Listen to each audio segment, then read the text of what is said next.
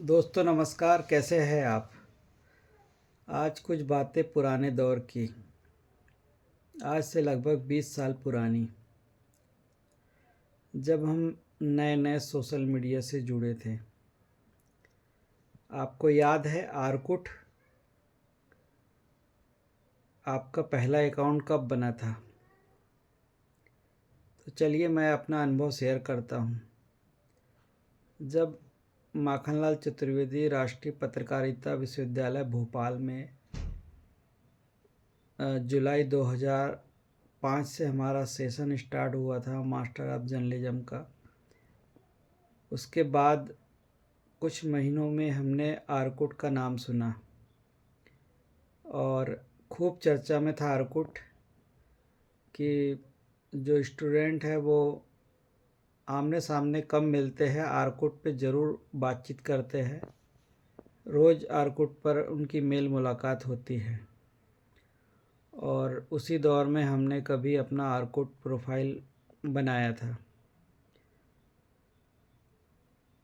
College की पढ़ाई होने के बाद जब 2007 में कैंपस प्लेसमेंट हुआ और हम नोएडा पहुँचे, तब भी आरकुट हमारे साथ था और आरकुट पे नए नए दोस्त बनाना, नए नए साथी खोजना क्रम चलते रहता था।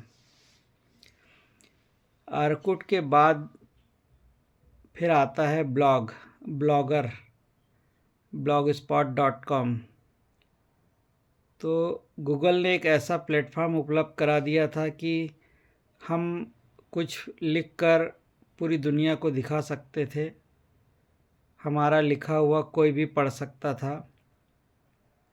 फेसबुक उस दौर में उतना फेमस नहीं हुआ था, तो हमने भी अपने ब्लॉग बनाए अपने कई साथियों के ब्लॉग से प्रेरित होकर, और कई साथियों ने इसमें तकनीकी मदद भी की। उसी दौर के एक साथी अमित के सागर से आज अचानक मेरी बात हुई।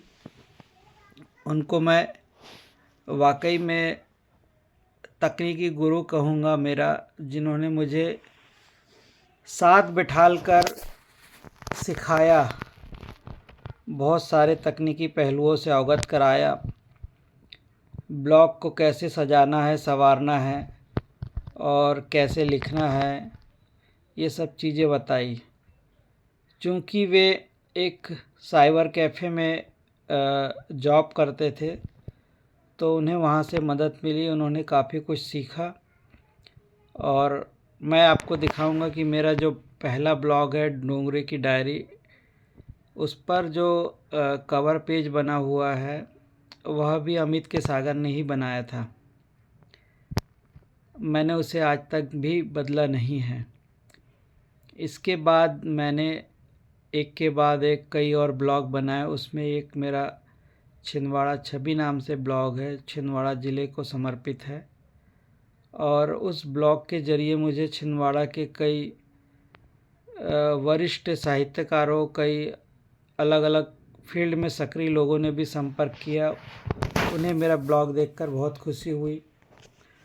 उस दौर में मेरा एक जुनून था कि छिंदवाड़ा से संबंधित इंटरनेट मीडिया पर कहीं कुछ भी कंटेंट मिलता है तो मैं उसे रीराइट करके, संशोधित करके अपने ब्लॉग पर लगाता था और लोगों से अपने आलेख भी आमंत्रित करता था, उन्हें भी मैं लगाता था। तो ये दो ब्लॉग मेरे बहुत ज़्यादा अपडेट होते रहते हैं। अभी भी अपडेट करता हूँ, कोशिश करता हूँ। और इसके अलावा और भी 2-3 ब्लॉग हैं जिन पर मैं कम अपडेट कर पाता हूँ। तो दोस्तों, आपसे चर्चा करना चाहूँगा कि क्या आपको उस दौर की कुछ याद है? आपका पहला ब्लॉग या पहला आरकुट अकाउंट कब बना था? किसने मदद की थी? और उस दौर में कितना मुश्किल था इंटरनेट के लिए लिखना? जब आपके पास जो कंप्यूटर थे उस पर आप डायरेक्ट हिंदी यानी यूनिकोड नहीं लिख पाते थे, जैसे आपको राम लिखना है तो RAM राम लिखते थे और वो कन्वर्ट होता था हिंदी वाले राम में। हालांकि कुछ टूल्स थे, कुछ सॉफ्टवेयर थे जिनसे आप अपने लिखे हुए चाणक्य या कृतिदेव या अन्य किसी फॉन्ट को सीधा यूनिकोड में कन्वर्ट कर पाते थे। उसकी जानकारी भी सभी को शेयर की जाती थी। उसके बाद एक दौर आया जब सभी जगह ये उपलब्ध हो गया कि यूनिकोड में आप सीधे लिख सकते हैं। उसके बाद लिखना और आसान हो गया। आज का दौर तो यह भी है कि आप वॉइस टाइपिंग के ज़रिए भी बड़े बड़े आर्टिकल लिख सकते हैं। पहले यह सुविधा नहीं थी। तो आप अपनी यादें ज़रूर शेयर करें। क्या आपने अपना कोई ब्लॉग बनाया था? उस ब्लॉग का नाम क्या है? आप चाहे तो कमेंट बॉक्स में अपने ब्लॉग का नाम शेयर कर सकते हैं। हमें भी उसे पढ़ने में अच्छा लगेगा और भी लोग पढ़ना चाहेंगे। और आर्कुट और ब्लॉग से जुड़ी अपनी कुछ रोचक यादें शेयर कर सकते हैं। उस दौर में ब्लॉगर मीट हुआ करती थी, जैसे इन दिनों यूट्यूबर मीट होती है। जो ब्लॉग लिखते थे वो लोग किसी शहर में मिला करते थे। अब तो वो दौर ख़त्म हो चुका है। अब दौर डिजिटल कंटेंट क्रिएटर का है। डिजिटल कंटेंट क्रिएटर के रूप में जो मशहूर हो चुके हैं वो कंटेंट क्रिएटर मीट आयोजित कर रहे हैं। वहाँ उनके प्रशंसक पहुँच रहे हैं, उनसे मार्गदर्शन ले रहे हैं। उन दिनों ब्लॉगर मीट काफ़ी चर्चित था। तो क्या कभी आप किसी ब्लॉगर मीट का हिस्सा बने थे? और आपको देश के चर्चित ब्लॉगरों में किन किन लोगों का नाम याद है? कौन कौन से ब्लॉग याद है? यह भी ज़रूर कमेंट में बताइएगा। तब तक के लिए नमस्कार।